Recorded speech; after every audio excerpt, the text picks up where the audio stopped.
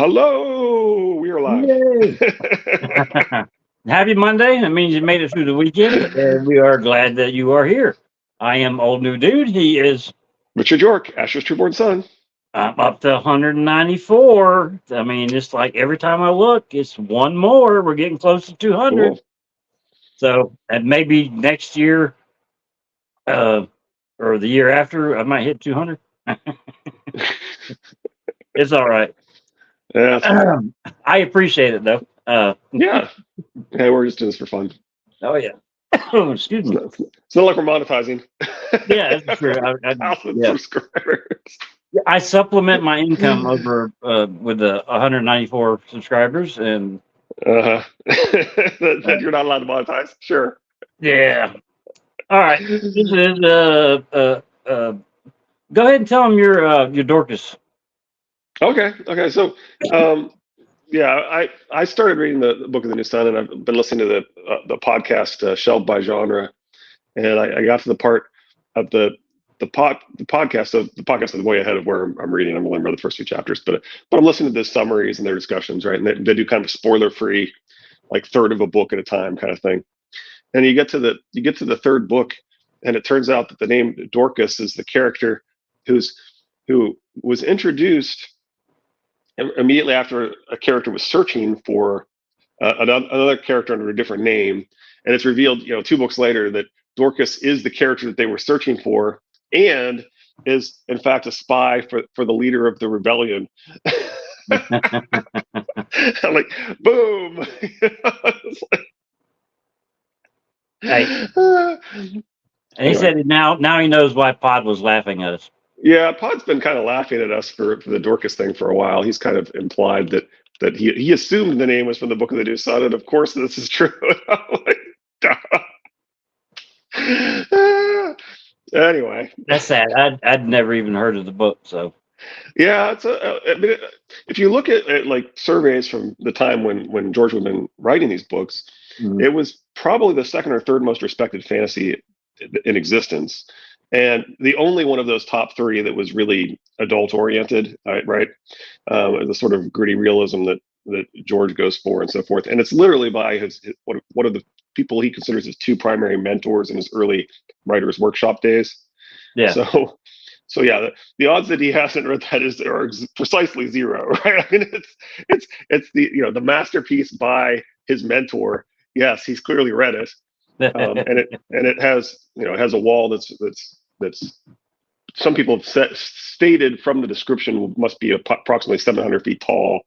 Right, it's got the black cloaks and the coin and the assassins and or executioners actually, but anyway, yeah. So it's like, I might actually have to start reading this book.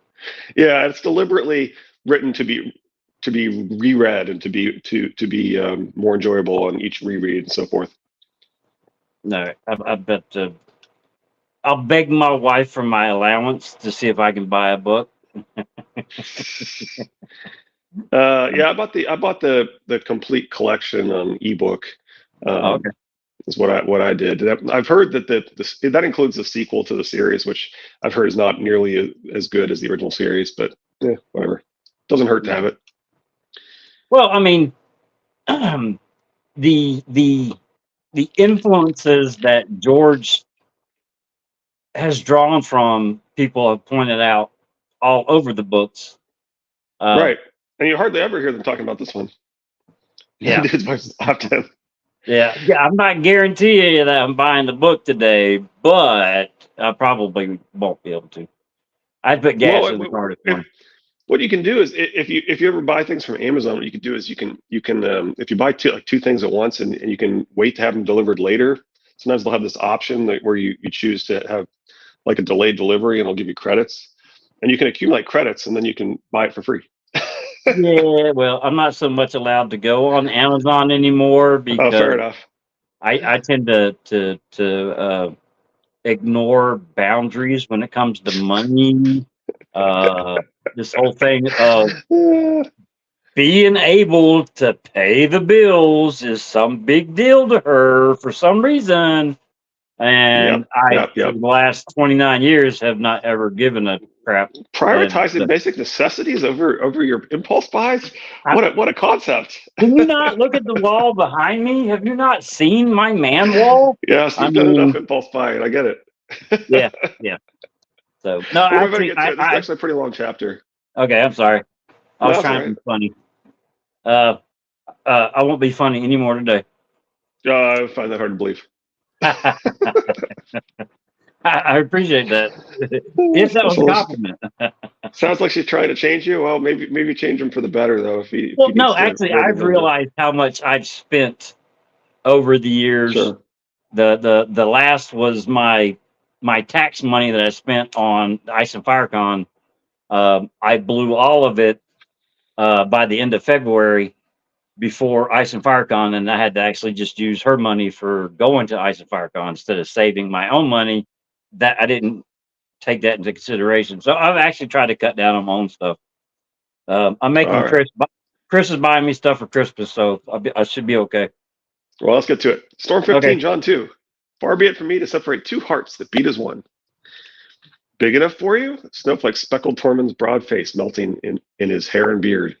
So snowflakes melting in hair. Mark Tormund is almost a brother like Robb, I would imagine, because he's got it. We've had that symbolism of the snowflakes melting in Robb's hair over and over again. So you got to think that he's kind of this kind of represents him kind of bonding with Tormund. If my theory on Tormund is correct, and if Ned thought of Lord Dustin as a brother, then that would make Tormund family. Maybe that could be, sure. It's a bit of a stretch, I know, but it's the chapter of the one true Stark. Must maybe we landed. I don't know. There's not that many in here, but okay. The giants swayed slowly atop the mammoths as they rode past 2 by 2. Jon's Garen shied, frightened by such strangeness. But whether it was the mammoths or their riders that scared him, it was hard to say. Even Ghost backed off a step, baring his teeth in a silent snarl. The direwolf was big, but the mammoths were a deal bigger, and there were many and more of them. Jon took the horse in hand and held him still so he could count the giants emerging from the blowing snow and pale mists that swirled along the Milkwater. He was well beyond 50 when Tormund said something and he lost the count. There must be hundreds. No matter how many went past, they just seemed to keep coming.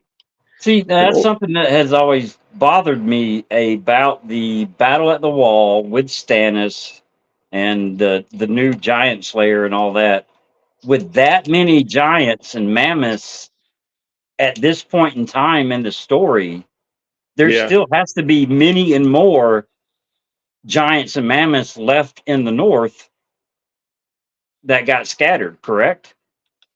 I think they've successfully gathered pretty much everyone at this point, but still, your point is that there's hundreds of them, and would the giants really be scared by these mounted men riding through when they're on mammoths and there's hundreds of them? That's a fair question. Yeah, how realistic that is. That's a good point. Because I mean, I understand he talks about them being undisciplined and how they'd easily scatter and so forth, but I do wonder, would the giants really? It doesn't seem like they would, but anyway, it's a story. I would also think that mammoths would be pretty easy to track too. That's a good point. In old man's stories, giants were outsized men who lived in colossal castles, fought with huge swords, and walked about in boots a boy could hide in. These were something else, more bear-like than human, and as woolly as the mammoths they rode. Seated, it was hard to say how big they truly were. 10 feet tall, maybe, or 12, Jon thought. Maybe 14, but no taller. Their sloping chests might have passed for those of men, but their arms hung down too far, and their lower torsos looked half again as wide as their upper. Their legs were shorter than their arms, but very thick, and they wore no boots at all. Their feet were broad, splayed things, hard and horny and black. Necklace, their huge, heavy heads thrust forward from between their shoulder blades, and their faces were squashed and brutal. Rats' eyes, no larger than beads, were almost lost in folds of horny flesh, but they snuffled constantly, smelling as much as they saw. So with mammoths and snuffling, along with Lem as Big Bird, this all reminds me of Mr. Snuffleupagus. Yes. Giants are somewhat like Mr. Snuffleupagus in that everyone knows they don't exist, even though they actually do. Right.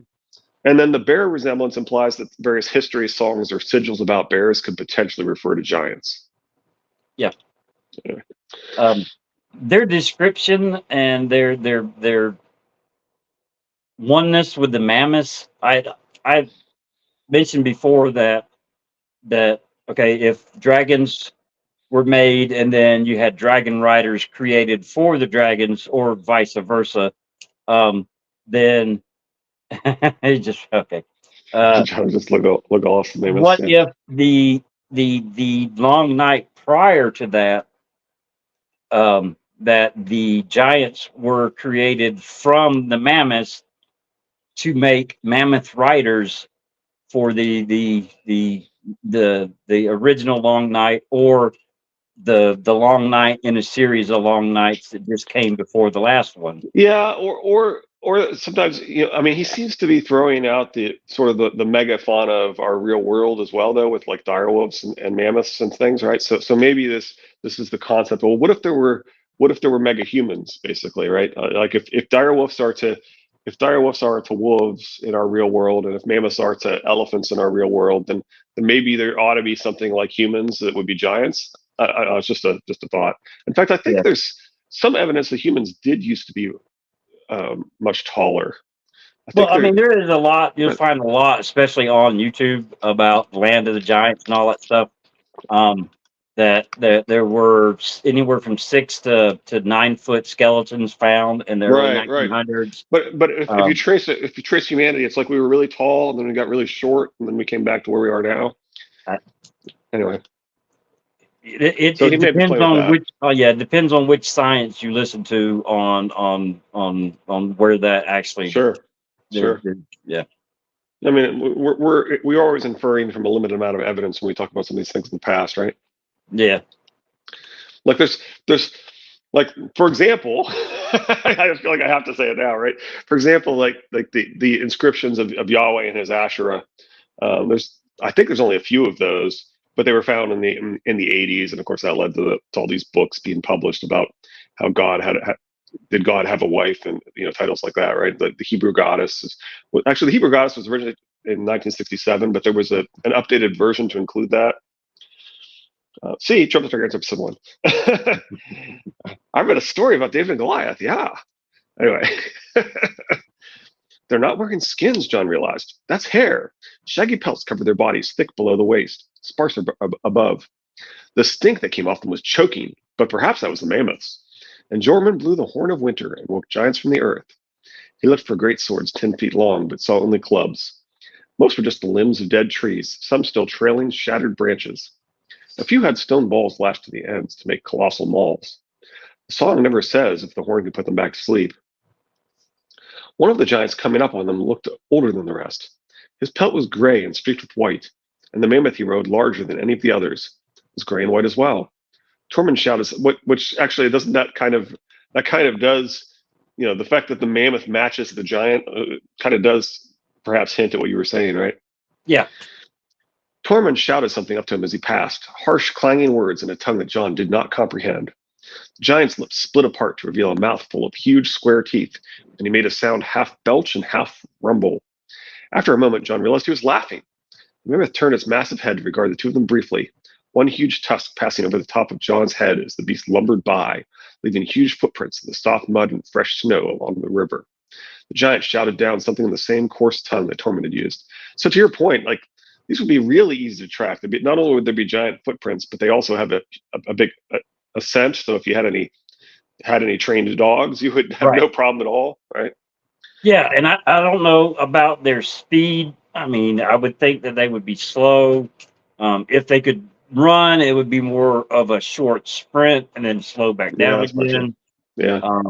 Granted, it's a lot of strength to move that much weight, but I don't know how that strength would transfer into endurance.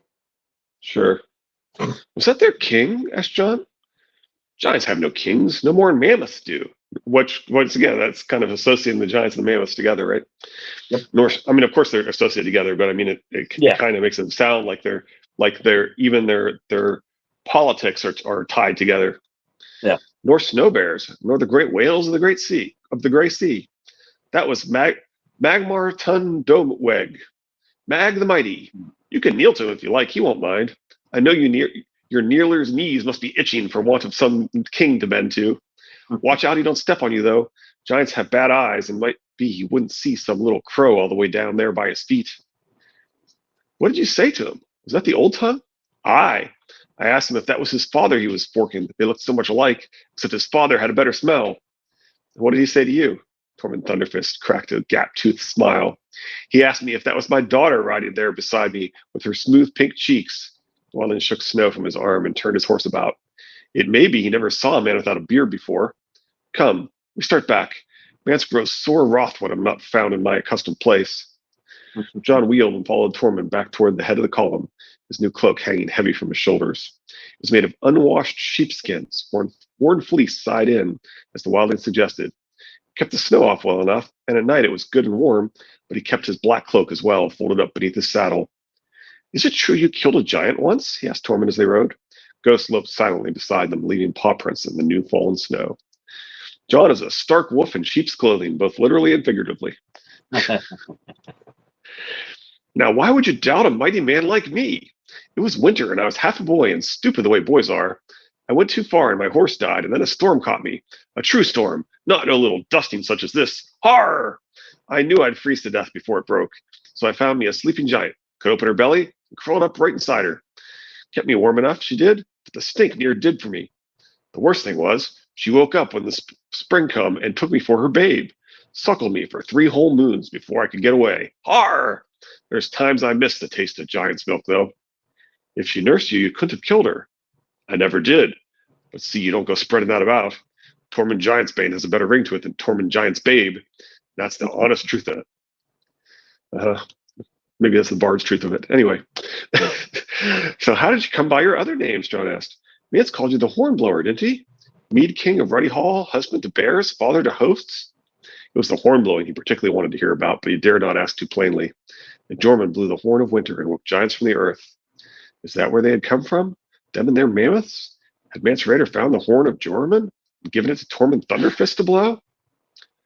Are all crows so curious? Asked Tormund. Well, here's a tale for you. It were another winter, colder even than the one I spent inside that giant, and snowing day and night, snowflakes as big as your head. Not these little things. It snowed so hard the whole village was half buried. I was in the Ruddy Hall with only a cask of mead to keep me company, and nothing to do but drink it. The more I drank, the more I got to thinking about this woman lived close by. A fine, strong woman with the biggest pair of teats you ever saw. She had a temper on her, that one. But oh, she could be warm, too. In the deep of winter, a man needs his warmth. So many in the fandom suspect a certain Mormont with big teats has been coupling with Tormund. Yeah. And the story kind of reminds me a little bit of the story of Hero that inspired Juliet. Anyway, there's an older myth that basically Romeo and Juliet's based on. But, yeah. Okay. The more I drank, but it specifically does kind of talk like this, like they're being kept apart, and then they decide to go to each other and so forth. Anyway. Okay. The more I drank, the more I thought about her, and the more I thought, the harder me member got, till I couldn't suffer it no more. Fool that I was, I bundled myself up in furs from head to heels, wrapped a winding wool around my face, and set off to find her. The snow was coming down so hard, I got turned around once or twice, and the wind blew right through me and froze my bones. But finally I come on her, all bundled up like I was. The woman had a terrible temper, and she put up quick to fight when I laid hands on her. It was all I could do to carry her home and get her out of them furs. When I did, oh, she was hotter than I remembered. We had a fine old time. Then I went to sleep. Next morning when I woke, the snow had stopped and the sun was shining, but I was in no fit state to enjoy it. All ripped and torn I was, and half me member bit right off. And there on me floor was a she-bear's pelt. And soon enough, the free folk were telling tales of this bald bear seen in the woods, the queerest pair of cubs behind her. Har! He slapped a meaty thigh. Would that I could find her again. She was fine to lay with, that bear. Never was a woman gave me such a fight, nor such strong sons neither. What the fact that he has the sons, doesn't really jive with the story, but anyway. Yeah. What could you do if you did find her? Jon asked, smiling. You said she bit your member off. Only half, and half my member is twice as long as any other man's. Tormund snorted. Now, as to you, Is it true they cut your members off when they take you to the wall? No, Jon said, affronted. I think it must be true. Else why refuse you? Just a minute. I got it. All right. Come inside, Mia. Come inside, Mia. Come on. Sorry about that. That's all right. She wouldn't come in earlier, so just let her out there until she finally agreed to come in. I think it must be true. Else why refuse Ygritte? She'd hardly give you any fight at all, seems to me. The girl wants you in her. That's plain enough to see. So all this rape culture talk reminds me of Greece, where they sing, did she put up a fight? When hopefully they really mean, did she play hard to get? Anyway. Yeah. Too bloody plain, thought Jon. That's plain enough to see. Too bloody plain, thought Jon. And it seems that half the column has seen it. He studied the falling snow so Tormund might not see him redden. I'm a man of the night's watch, he reminded himself. So why did he feel like some blushing maid? He spent most of his days in Ygritte's company, and most nights as well. Mance Rayder had not been blind to Rattleshirt's mistrust of the crow come over, so after he had given Jon his new sheepskin cloak, he had suggested that he might want to ride with Tormund Giantsbane instead. Jon had happily agreed, and the very next day, Ygritte and Longspear Rick left Rattleshirt's band for Tormund's as well. Free folk ride with who they want, the girl told him, and we had a belly full of bag of bones. Jon likes Longspear Rick, and later we will learn Longspear Rick is like a brother to Ygritte. So presumably that's his motivation for accompanying them, but who knows, maybe Longspear Rick has a thing for Jon? Anyway, just a thought. Every night when they made camp, Ygritte threw her sleeping skins down beside his own, no matter if he was near the fire or well away from it. Once he woke to find her nestled against him, her arm across his chest. He lay listening to her breathe for a long time, trying to ignore the tension in his groin. Raiders often shared skins for warmth, but warmth was not all Ygritte wanted, he suspected. After that, he had taken to using ghosts to keep her away. Old Nan used to tell stories about knights and their ladies who would sleep with a single bed with a blade between them for honor's sake. He thought this must be the first time where a direwolf took the place of the sword. Ooh. Even then, Ygritte persisted. Yep. In the legend of the making of the Lightbringer, a direwolf taking the place of a sword. I don't know, just something that popped in my head. That's a lion, but sure. Yeah, the direwolf killing Nisa, but that it doesn't work out. Never mind. Well, I mean, I do think that we're meant to wonder if the lion is actually a Lannister, and then he realizes it has to be a sacrifice of someone you love rather than attacking an enemy or whatever, right? Yeah. Even then, Ygritte persisted. The day before last, Jon made the mistake of wishing he had hot water for a bath. Cold is better, she had said at once, if you got someone to warm you up after. The river's only part ice yet. Go on. Jon laughed. You'd freeze me to death. Are all crows afraid of goose prickles? A little ice won't kill you. I'll jump in with you to prove it so. And ride the rest of the day with wet clothes frozen to our skins? He objected. Jon Snow, you know nothing. You don't go in with clothes. I don't go in at all, he said firmly, just before he heard Tormund Thunderfist bellowing for him. He hadn't, but never mind. The wildlings seemed to think Ygritte a great beauty because of her hair. Red hair was rare among the free folk, and those who had it were said to be kissed by fire, which was supposed to be lucky. Lucky it might be, and red it certainly was, but Ygritte's hair was such a tangle that Jon was tempted to ask her if she only brushed it at the changing of the seasons. The seasons? I love domains. See Triplet Targaryens, episode 7. Hey, if it's a rare color in the north, in the wildlings, and the wildlings are the blood of the first men, that would mean that the red hair would be a outside of the first men. You think it came from the children of the forest, and it's the ones that have children of the forest blood in them, maybe?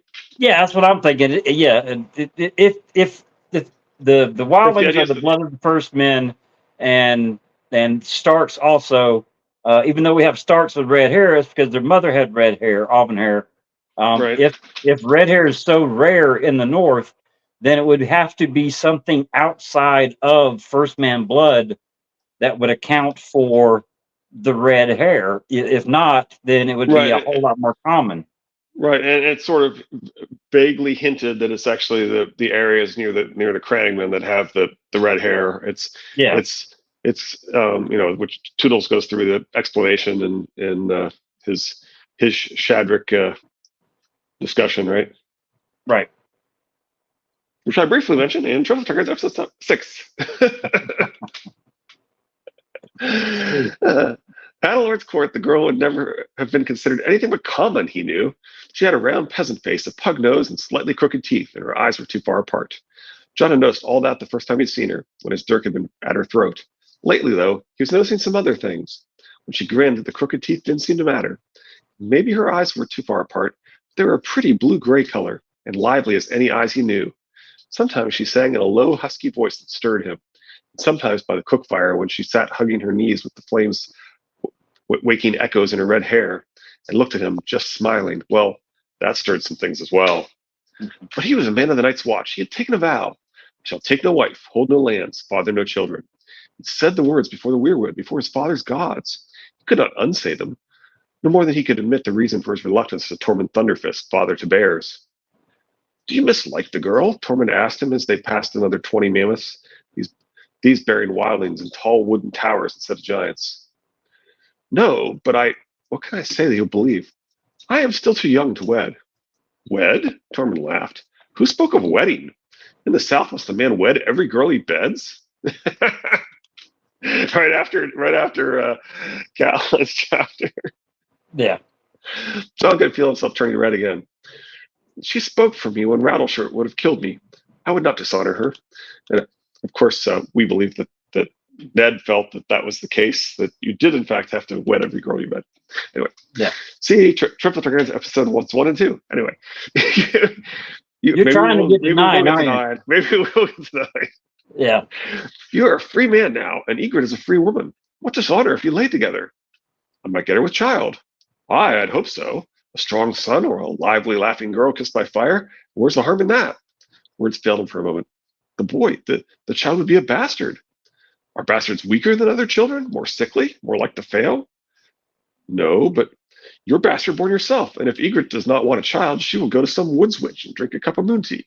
You do not come into it once the seed is planted. I will not father a bastard. Tormund shook his shaggy head. What fools you kneelers be. Why did you steal a girl if you don't want her? Steal? I never. You did, said Tormund. You slew the two she was with and carried her off. What do you call it? I took her prisoner. You made her yield to you. Yes, but Tormund, I swear I've never touched her. Are you certain they never cut your member off?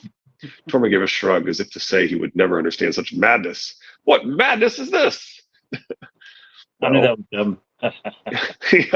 Well, you are a free man now, but if you will not have the girl, best find yourself a she-bear.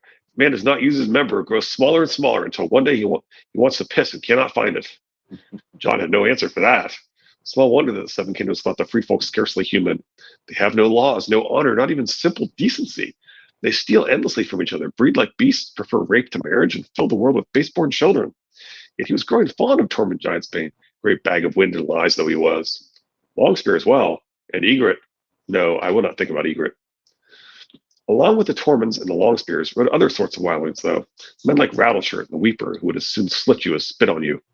There was Harma Dogshead, a squat keg of a woman with cheeks like slabs of white meat, who hated dogs and killed one every fortnight to make a fresh head for her banner. Earless Styr, Magnar of Then, whose own people thought him more god than lord. Vermer Sixskins, a small mouse of man whose steed was a savage white snow bear that stood 13 feet tall on its hind legs. And wherever the Baron Vermeer went, 3 wolves and a shadowcat came following. John had been in his presence only once, and once had been enough. The mere sight of the man had made him bristle, even as the fur on the back of Ghost's neck had bristled at the sight of the bear and that long black and white cat. So the bristle would be the recognition of a fellow skin changer. Okay. And there were folks fiercer even than Vermeer. From the northernmost reaches of the haunted forest, the hidden valleys of the Frostfangs, and even queerer places, men of the frozen shore who rode in chariots made of walrus bones pulled along by packs of savage dogs, the terrible Ice River clans who were said to feast on human flesh, the cave dwellers with their faces dyed blue and purple and green. With his own eyes, John had beheld the Hornfoot men trotting along in column on bare soles as hard as boiled leather. He had not seen any Snarks or Grumpkins, but for all he knew, Tormund would be having some to supper. Half the Wildland host had lived all their lives without so much as a glimpse of the wall, Jon judged, and most of those spoke no word of the common tongue. It did not matter. Mance Rayder spoke the old tongue, even sang in it, fingering his lute and filling the night with strange wild music. Mance had spent years assembling this vast, plotting host, talking to this clan mother and that Magnar, winning one village with sweet words and another with a song and a third with the edge of his sword, making peace between the Harma Dogshead and the Lord of Bones, between the Hordenfoots and the Night Runners, between the Walrus men of the frozen shore and the cannibal clans of the great ice rivers, hammering 100 different daggers into one great spear aimed at the heart of the Seven Kingdoms. He had no crown nor scepter, no robes of silk and velvet, but it was plain to Jon that Mance Rayder was a king in more than name. So from Feast Jamie 4, if you want their help, you need to make them love you. That was how Arthur Dane did it when we rode against the Kingswood Brotherhood. Paid the smallfolk for the food we ate, brought their grievances to King Ares, expanded the grazing lands around their villages, even won them the right to fell a certain number of trees each year and take a few of the king's deer during the autumn. The forest folk had looked to Toyne to defend them. Sir Arthur did more for them than the Brotherhood could ever hope to do, and won them to our side. After that, the rest was easy. See, Triplet Targaryens, episode 6? No, 5. That's 5, right? Wait. No, 5, Yeah, Jamie. 6. Yes, 6. It's 6. Jon had joined, 5 is Jamie, 6 was Arthur. Jon had joined the Wildlands at Corrin Halfhand's command. Ride with them, eat with them, fight with them, Ranger had told him the night before he died. Did he die or did someone kill him? Details. And watch. But all his watching had learned him little. The Halfhand had suspected that the Wildlings had gone up into the bleak and barren frostbanks in search of some weapon, some power, some fell sorcery with which to break the wall. If they had found any such, no one was boasting of it openly or showing it to Jon. Nor had Mance Rayder confided any of his plans or strategies. Since that first night, he'd hardly seen the man save at a distance. We've achieved 9. Maybe I'm making a frog. I will kill him if I must. The prospect gave Jon no joy. There would be no honor in such a killing, and it would mean his own death as well. Yet he could not let the Wildlings breach the wall to threaten Winterfell in the north, the Barrowlands and the Rills, White Harbor, the Stony Shore, even the Neck. For 8,000 years, the men of House Stark had lived and died to protect their people against such ravagers and reavers. And bastard born or no, the same blood ran in his veins. Bastard born or no, that would be no. See Triplet episodes 1 and 2.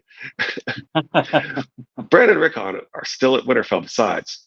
Maester Lewin, Sir Roderick, Old Nan, Farland the Kennel Master, Micken at his forge, engaged by his ovens. Everyone I ever knew, everyone I ever loved. If Jon must slay, you know nothing, Jon Snow. If Jon must slay a man he half admired and almost liked to save him from the mercies of Rattleshirt and harm a dog's head and the earless Magnar of Fen, that was what he meant to do. Still, he prayed his told you. Still, he prayed his father's gods might spare him that bleak task. The host moves but slowly. Yeah, actually, I should have realized that we would every time we talked about Jon and whether he's a bastard and so forth, that we'd think about it. Yeah. The host moved but slowly, burdened as it was by all the Wildlands herds and children and mean little treasures, and the snows had slowed its progress even more. Most of the column was out of the foothills now, oozing down along the west bank of the Milkwater like honey on a cold winter's morning, following the course of the river into the heart of the haunted forest. And somewhere close ahead, Jon knew, the fist of the first men loomed above the trees, home to 300 black brothers of the Night's Watch, armed, mounted, and waiting. Again, you know nothing, Jon Snow. The old bear had sent out other scouts besides the Halfhand, and surely Jarman Buckwell or Thorin Smallwood would have returned by now with word of what was coming down out of the mountains. Well, that part was true. Mormont will not run, Jon thought. Again, that's true. He's too old and he has come too far. He will strike and damn the numbers. One day soon he would hear the sound of war horns and see a column of riders pounding down on them with black cloaks flapping and cold steel in their hands. 300 men could not hope to kill 100 times their number, of course, but Jon did not think they would need to. He need not slay 1,000, only one. Mance is all that keeps them together. King Beyond the Wall was doing all he could, yet the Wildlings remained hopelessly undisciplined, and that made them vulnerable. Here and there, within the leagues-long snake that was their line of march, were warriors as fierce as any in the Watch, but a good third of them were grouped at either end of the column, and Harma Dogshead's van and the savage rear guard with its giants, Erics, and fire fingers. Another third rode with Mance himself near the center, guarding the wains and sledges and dog carts that held the great bulk of the host's provisions and supplies, all that remained of the last summer harvest. The rest, riding in small bands under the likes of Rattleshirt, Jarl, Tormund Giantsbane, and the Weeper, served as outriders, foragers, and whips, galloping up and down the column endlessly to keep it moving in a more or less orderly fashion. Even more telling, only 1 in 100 wildlings was mounted. The old bear will go through them like an axe through porridge. And when that happened, we must give chase with his center to try and blunt the threat. If he should fall in the fight that must follow, the wall would be safe for another 100 years, Jon judged. And if not, I don't think the true enemy is going to wait another 100 years. Anyway, No. You know nothing, Jon Snow. He flexed the burned fingers of his sword hand. Longclaw was slung to his saddle, the carved stone wolf's head pommel and soft leather grip of the great bastard sword within easy reach. The snow was falling heavily by the time they caught Tormund's band several hours later. Ghost departed along the way, melting into the forest at the scent of prey. The direwolf would return when they made camp for the night, by dawn at the latest. However far he prowled, Ghost always came back, and so, it seemed, did Egret. So, the girl called when she saw him. Do you believe us now, Jon Snow? Did you see the giants on their mammoths? Har! Shouted Tormund before Jon could reply. The crow's in love. He means to marry one. A giantess? Longspurvik laughed.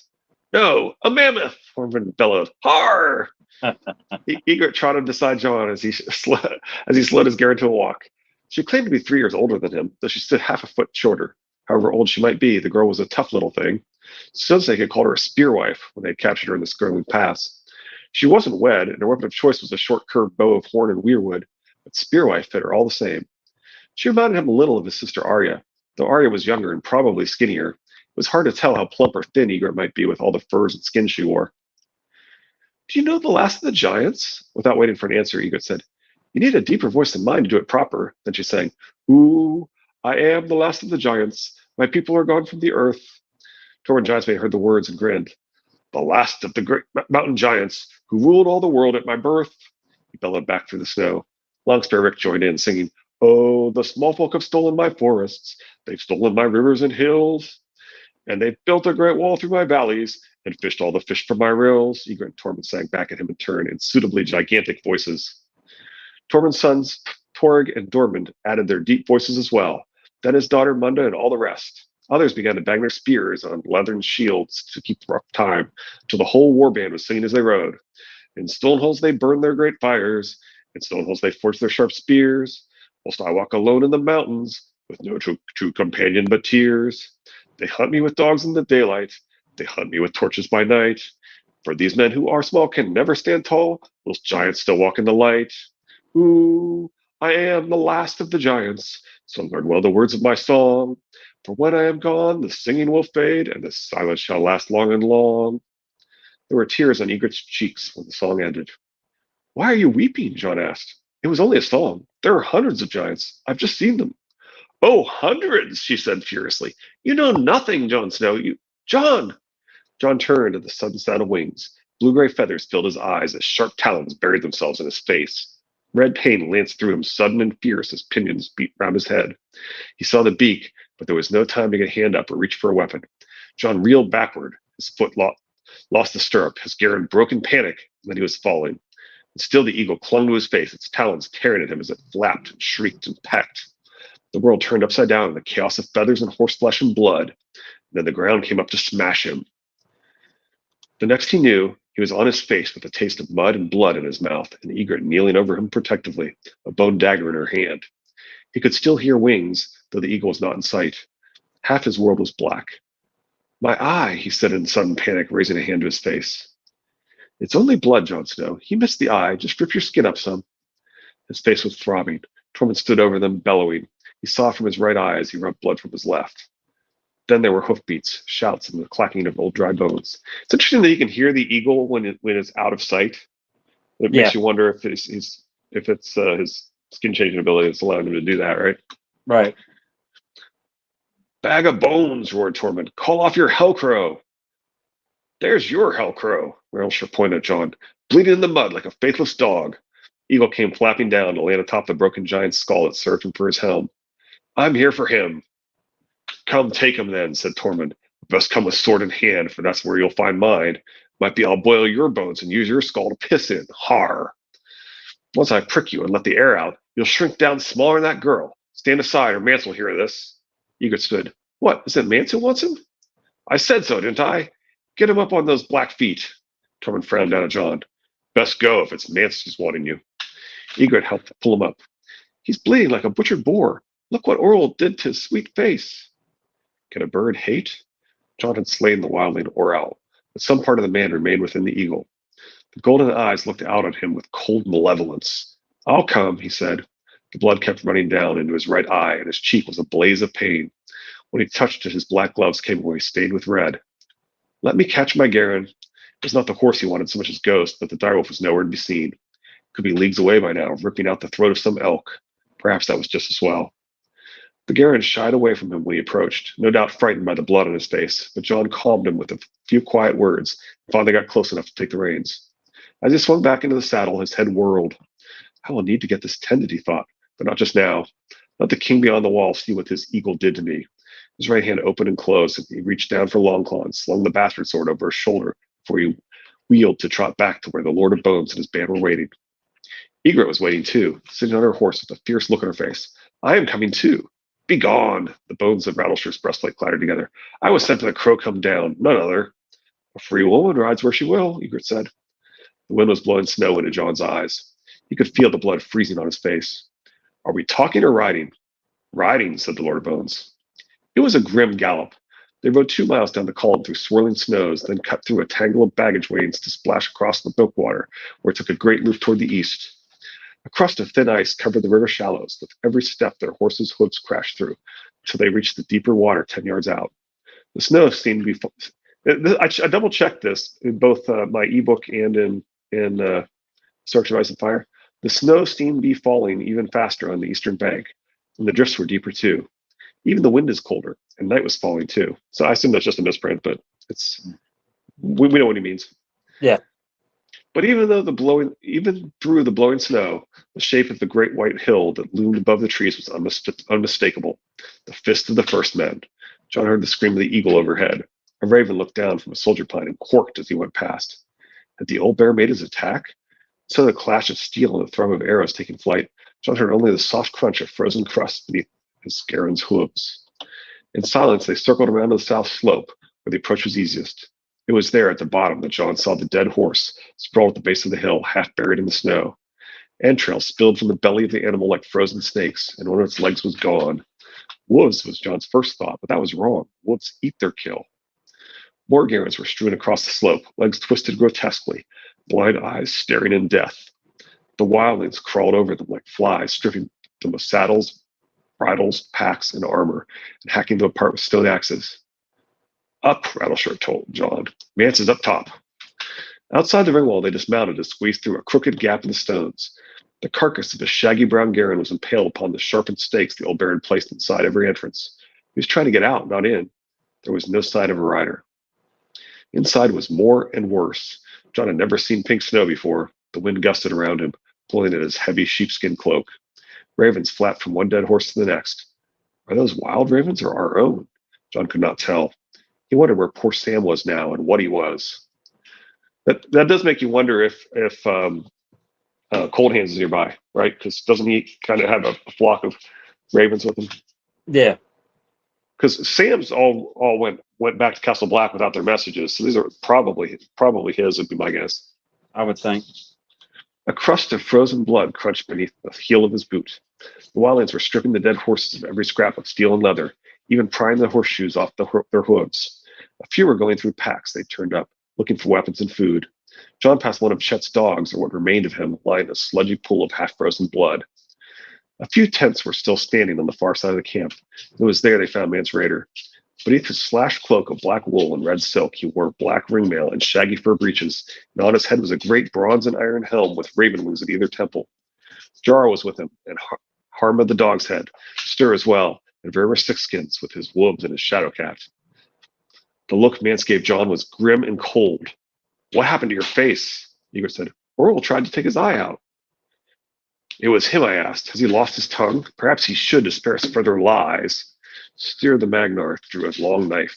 The boy might see more clear with one eye instead of two. Would you like to keep your eye, Jon? Asked the king beyond the wall.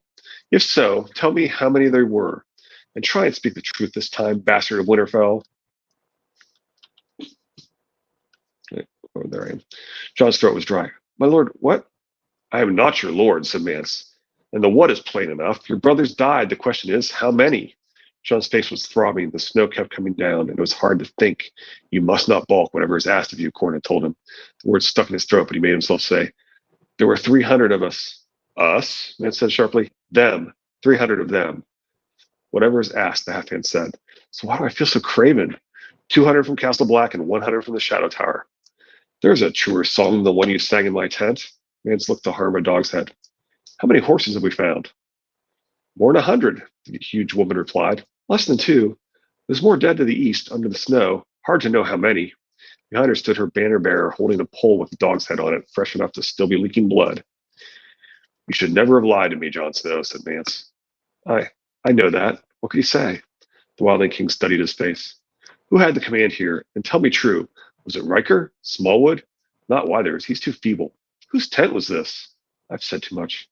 You did not find his body? Harma snorted her to stain frosting from her nostrils. What fools these black crows be! The next time you answer me with a question, I will give you to my Lord of Bones, Mance Rayder promised Jon. He stepped closer. Who led here? One more step, thought Jon. Another foot. He moved his hand closer to Longclaw's hilt. I hold my tongue. Reach up for that bastard sword, and I'll have your bastard head off before it clears the scabbard, said Mance. I'm fast losing patience with you, Crow. Say it, Egret urged. He's dead, whoever he was. His frown cracked the blood on his cheek. This is too hard, Jon thought in despair. How do I play the turncloak without becoming one? Corrin had not told him that. The second step is always easier than the first. The old bear. That old man? Harmless tone said she did not believe it. He came himself? Then who commands at Castle Black? Bowen Marsh. This time Jon answered at once. He must not balk whatever is asked of you. Mance laughed. If so, our war is won. Bowen knows a deal more about counting swords than he's ever known about using them. The old bear commanded, said Jon. This place was high and strong, and he made it stronger. He dug pits and planted stakes, laid up food and water. He was ready for me, finished Mance Rayder. Aye, he was. Had I been fool enough to storm this hill, I might have lost 5 men for every crow I slew, still counting myself lucky. His mouth grew hard.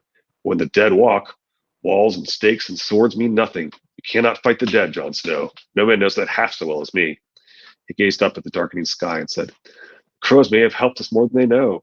I'd wondered why we'd suffer no attacks. But there's still 100 leagues to go. The cold is rising. Vermeer, send your wolves sniffing after the whites. I won't have them taking us unawares. My Lord of Bones, double all the patrols and make certain every man is torch and flint. Stir, Jarl, you ride at first light. Mance, Rattleshort said, I want me some crow bones. Egret stepped in front of Jon. You can't kill a man for lying to protect us as was his brothers. They are still his brothers, declared Stir. They're not, insisted Egret. He never killed me like I told him. And he slew the half-hand. We all saw. Jon's breath misted the air. If I lie to him, he'll know. He looked Mance Rayder in the eyes, opened and closed his burned hand. I wear the cloak you gave me, Your Grace. A sheepskin cloak, said Egret. And there's many a night we dance beneath it, too. Jarl laughed, and even Harma Dogshead smirked. Is that the way of it, Jon Snow? Asked Mance Rayder mildly. Her and you? It was easy to lose your way beyond the wall. Jon did not know that he could tell honor from shame anymore, or right from wrong. Father, forgive me. Yes, he said. Mance nodded. Well, that sure gives you the Ned is the God the Father symbolism right there, doesn't it? Yeah. See Trip with our Grand episode 1. Mance nodded. Good. You'll go with Jarl and Stir on the morrow then, both of you. Far be it from me to separate 2 hearts that beat as one. Go where? Said Jon. Over the wall. It's past time you proved your faith with something more than words, Jon Snow. The Magnar was not pleased. What do I want with a crow? He knows the watch and he knows the wall, said Mance, and he knows Castle Black better than any raider ever could. You'll find a use for him, or you're a fool. Stir scowled. His heart may still be black. Then cut it out, Mance turned to Rattleshirt. My Lord of Bones, keep the column moving at all costs. If we reach the wall before Mormont, we've won. Don't move. Rattleshirt's voice was thick and angry. Mance nodded and walked away. Harma and Sixskins beside him. Vermeer's wolves and Shadowcat followed behind. Jon and Egret were left with Jarl, Rattleshirt, and the Magnar. The 2 older wildlings looked at Jon with ill-concealed rancor as Jarl said, You heard. We ride at daybreak. Bring all the food you can. There'll be no time to hunt. And have your face seen to, Crow. You look a bloody mess. I will, said Jon. You best not be lying, girl, Rattleshirt said to Egret, his eyes shining behind the giant's skull. Jon drew Longclaw. Get away from us, unless you want what Corrin got. You gotten a wolf to help you here, boy. Rattleshirt reached for his own sword. Sure of that, are you? Egret laughed. Atop the stones of the ring wall, Ghost hunched with white fur bristling. He made no sound, but his dark red eyes spoke blood. Lord of Bones moved his hand slowly away from his sword, backed off a step, and left them with a curse. Ghost padded beside their garrons as Jon and Egret descended the fist. It was not until they were halfway across the milkwater that Jon felt safe enough to say, I never asked you to lie for me. I never did, she said. I left that part is all. You said that we fucked beneath your cloak many a night. I never said when we started, though. The smile she gave him was almost shy. Find another place for Ghost to sleep tonight, Jon Snow. It's like man said, deeds is truer than words. Up next, Storm 16, Sansa 2. A new gown? Now, I think it's not odd, but I think it's telling that Ghost wasn't there for the eagle attack, but he was there to stop a fight between Jon and the Lord of Bones. Yep. When Jon needed him, potentially out of the two situations, the most, Ghost was there. So that's some random leaping or whatever you want to call it. Sure. Knowing that he would be needed. Yep. No, and you did have that moment when he fell from his horse where he lost consciousness briefly. And it's. I don't think that's a big deal. I think sometimes that people just lose consciousness, but right. But certainly, Preston likes to point out whenever there's this time lost sensation. Yeah. And speaking of Preston, his live stream yesterday he was discussing how Quentin is actually an echo of Theon. They're each dealing with this sibling rivalry where their father wants his name a female heir. He's been fostered away from his sister. He's referred to as Frog, whereas Theon is referred to as Reek. And maybe even if you believe Preston, then he's disappeared and presumed dead, and then showing up in later books injured beyond recognition. Yeah. So anyway. Yeah, I mean, I can see the parallel. Yep. I like it. I thought it was funny that the cavemen or whatever it was that they paint their face blue, black, and purple. Yeah. Or no, blue, black, and green. That's what it was. I think it's blue, black, and green. I just thought that was odd that they were the only ones. Faces dyed blue and purple and green. The cave dwellers. What's that? The cave dwellers with their faces dyed blue and purple and green. Yeah, I just thought that was odd. Out of all the northerners or the wildlings, I'm trying to figure out why. Yeah, I don't know. Blue and purple and green. I guess they think that that's camouflage for the cave. Camouflage at night, maybe. For the cave. Yeah. Why would the cave be blue, purple, and green? I don't know. I don't either. I mean, I don't know. Like I said, I just thought it was odd. Yeah, it's kind of strange.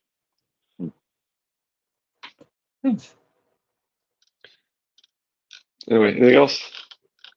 The next chapter is really short. Yeah. Well, we did our extra at the beginning of the episode versus at the end this time. Well, I did a little bit with Preston there, but yeah, Dorcas stuff, yeah. Yeah. Well, I mean, that was another. That's why I kind of says Lizzie.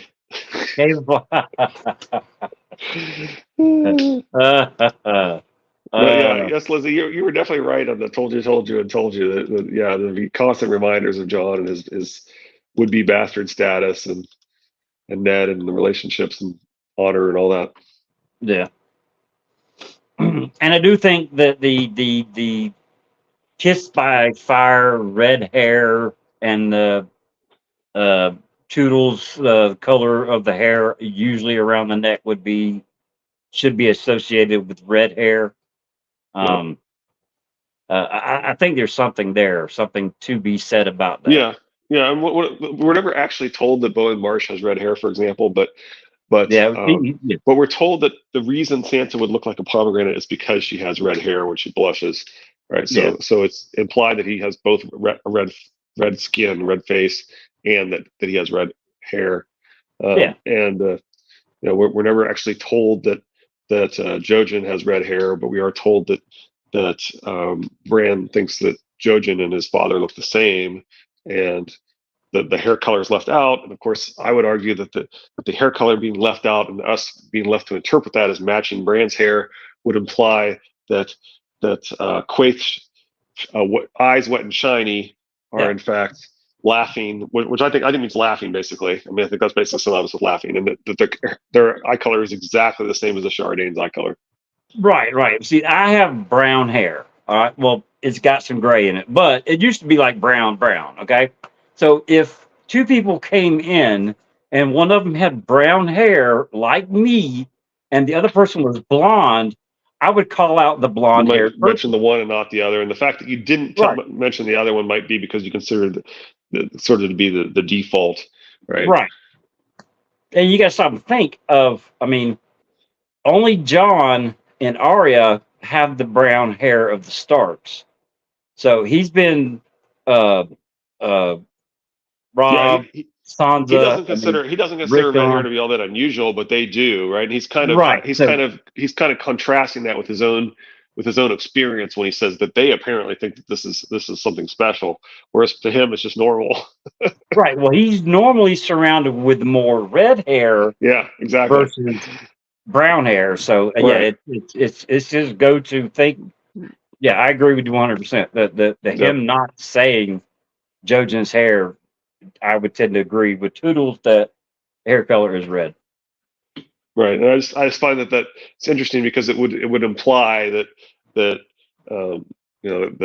Quaith should have eyes that are I would argue as close to synonymous with laughing as he could make them, and the exact shade of a Shardane. And I would argue that the symbolism says that she ought to be a Shardane. So anyway, and trust the symbolism. There, let's throw in another one, Lizzie. Although I used to think she was Rhaella. I used to think that because there's some mother kind of symbolism with her and Dany going on there, right? And so I used to think that would be interesting that she'd be Rhaella. But now that as we talked through it, I was like, well, everybody on the boat is dyeing their hair. Maybe right. And the age actually points more towards Steph Lamore being the right age for Rhaella. Yeah. You owe me $500. What? Oh, because I didn't think we would make it. I didn't know that we agreed to a bet amount. Look, I know you, and so I had no doubt we were hitting 9 today. Okay, fair enough. Okay. All right. Well, let's wrap it up. Okay. All right. Hump day will be. Oh, no, I won't say hump day. Wednesday will be Sansa 2, a new gown. That does not bode well for her. No, it's a really short chapter too. Like I said, it's I don't know what we're going to talk about. Maybe a preview on Who's Who. Okay, yeah, maybe we should start to do a little bit of research on some of that. Yeah, I mean, pick 1 or 2 people that you would like kind of discuss the who they are or who they might be or how many different names they got type situation. Because the ones with the most names are Dany and Arya, but I'm speaking more of just for Rabbit Hole Wednesday. Who are Jon Snow's parents? Okay, the 2 given examples are Ned and Shar. I have one other thing about Preston. Go ahead. So what if? So this is tinfoil on top of tinfoil here. Right. So what if Preston's right and it's meant to be ambiguous and Quentin can be alive, right? So what if basically Drake and Arch are being pressured by someone who has taken Quentin captive? They were with those sellswords, right? So what if they have Quentin and he's somewhat of a captive? Because that what got me thinking about that is if he's meant to be an echo of Theon, then he probably ought to have been taken captive. Because they are kind of acting a little dodgy, right? Yeah, well, it's not 1-to-1 though, because Theon doesn't have friends that are alive that were with him. But yeah, I could see that. that might be possible. Anyway, I was just thinking, well, would it make sense if in fact the disappearance is supposed to echo Theon? Well, then Mhm. shouldn't somebody have taken him? I mean, where is he, right? Yeah. So somebody maybe the reason that they're acting kind of dodgy is that they're actually being threatened, and the people who have him are requiring them, because they definitely kind of lie about his Well, I mean, situation. also So, they are being questioned by Barristan the Bold. well, I mean, So I mean, Theon does have Dagmar. well, Doesn't yes, true, Cleftjaw. but He doesn't yeah, have but they're friends that are not. alive or with him at all. I would Yeah, say Dagmar. I mean, Dagmar's technically, he thinks of him more as family almost but he's uncle. Yeah, not. no. Or if he is, it's really a distant cousin. Yeah. Well, he calls him Okay. uncle. Anyway, Yeah, just a thought.